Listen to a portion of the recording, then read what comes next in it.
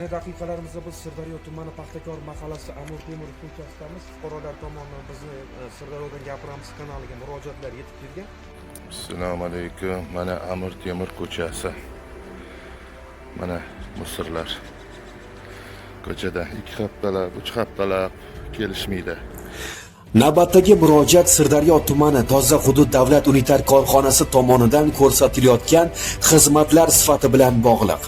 Murojaatda ta'kidlanishicha, Sirdaryo tumani Paxtakor mahallasi Amur Temur ko'chasiga uzoq vaqtdan buyon Toza hudud davlat unitar korxonasining maxsus chiqindi tashuvchi mashinasi muntazam kelmayotgani, ayrim hollarda kelgan taqdirda ham xonadondan chiqarilayotgan chiqindilar olib ketmasdan o'tib ketayotganligi aytilmoqda.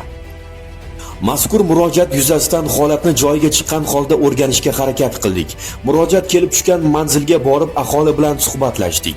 Fuqarolarning so'zlariga ko'ra maxsus texnika vaqti bilan, ya'ni onda sonda keladi, ammo chiqindilarni olib ketmasdan o'tib ketayotgan holatlar ham ko'p kuzatilmoqda.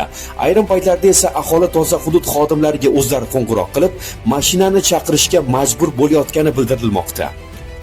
Shu o'rinda bizni bir savol o'ylantirmoqda.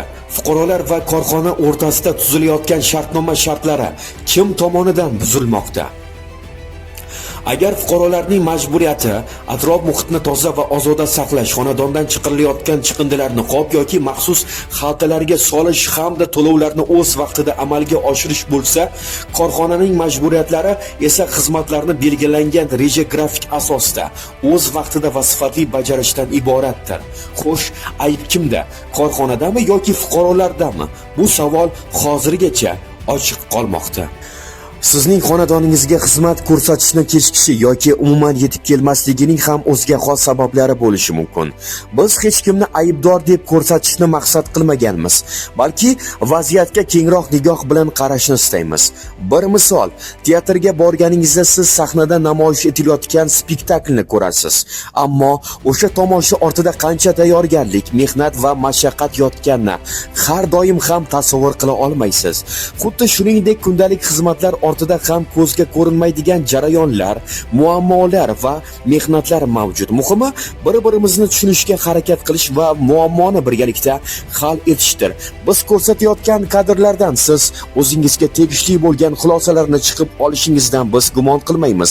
Sizni xonadoningizdagi chiqayotgan chiqindilarni hoziroq olib ketishga shay holatda turgan Toza hudud davlat unitar korxonasi xodimlari, texnikalari qay holda? Bu haqida hech o'ylab ko'rganmisiz? Xulosa chiqarish sizdan. Biz ko'rganlarimizni va eshitganlarimizni sizga ilindik.